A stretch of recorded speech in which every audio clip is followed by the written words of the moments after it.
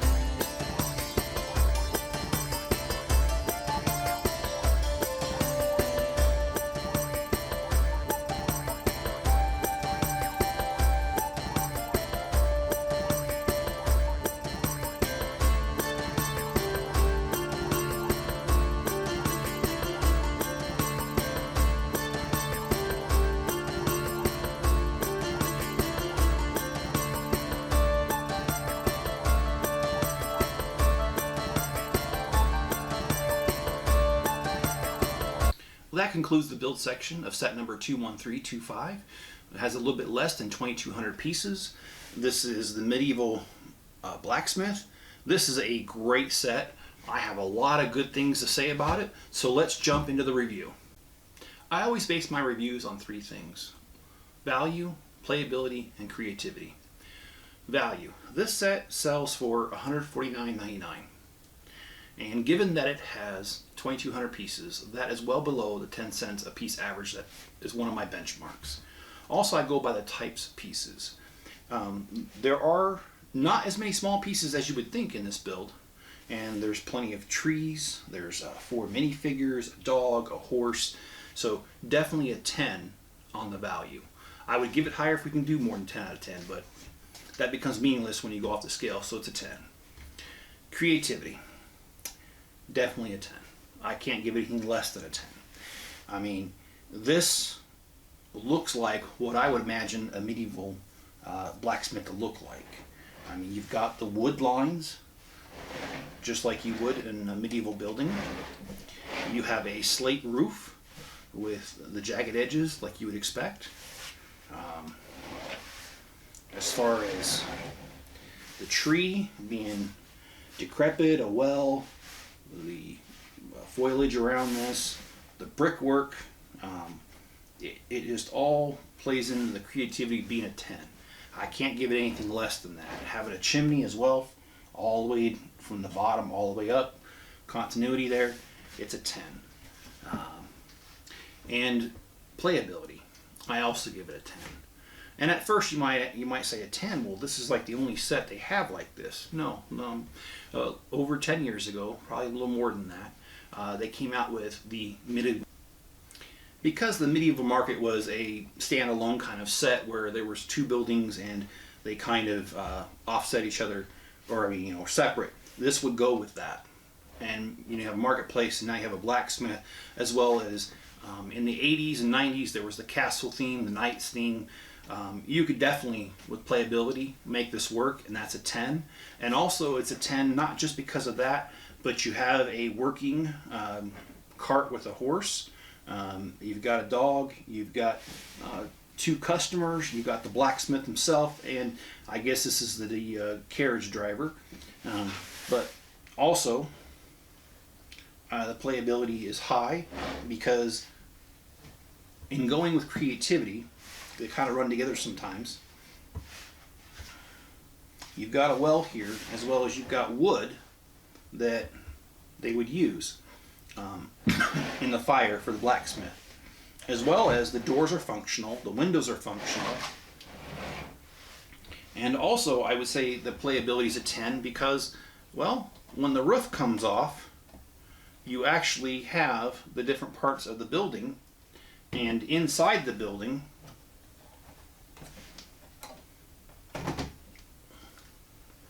you have a dining table, you have a fire and a place to cook, and like I said, the door is functional. You have stairs to get to the next level, and stairs here to get to the next level. So playability is definitely a 10. And on the bottom is the blacksmith's shop itself. And in the shop, it's functional. It's where he creates weapons. He's got a fire to work, and the fire does indeed light up.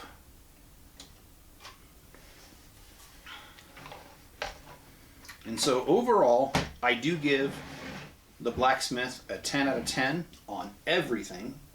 I really enjoyed the building techniques from this. Some of the building techniques on this were really nice. I really like the use of the wood and the snot, the stud nut on top method. That's really cool. I like how they used, again, this knot on top to have the porch light on. And also this tree used many different angles and methods to make a tree not look so square. It looks like a tree. It looks like a tree that's been through a lot. But I like that. And also the stud nut on top stimulating the bricks here on the sides and the corners. Got it over here as well. And I also like the use of the arches to hold up the overlap here on the second level.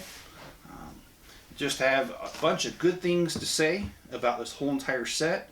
The doors in particular, I like the wood grain that he used on it. These tiles, it makes it look like an authentic old door. So out of everything on this set, it's definitely a 10 out of 10. And I really enjoy your guys' viewership, and I hope you guys will come back tomorrow for the next video. And if you guys like this video, I just ask that you hit the like button, and I ask that you subscribe if you haven't already. And also you can comment below and turn on all notifications. That way you know whenever I go live or whenever my videos are released, which currently is every day. And in addition, you can support the channels in 3 ways. You can be my marketing department. You can do that by sharing this video and others on other social media platforms. I can't afford a marketing department, so you can do that for me. You could also head over to Bricklink. I have a store. It's called A Chip Off the Old Block. The link is in the description. You can buy all kinds of pieces of minifigures on that website. We currently have about 650,000 pieces, so there's lots there, and I do normally ship within 24 hours of payment, so you'll get it fast. Provided the post office doesn't mess that up, but I can't control that. I will get it out the door in 24 hours. The other thing is you can head over to Amazon, and if you do, there may or may not be a link for this because it was just released today. But I will put a link for a Lego product. If you use that link and you buy anything on Amazon, Amazon shares a small bit of the profits with me, which help the channel keep growing and going. All right, guys, I appreciate your viewership. Be good to each other, and have a good day, and I'll see you in the next video.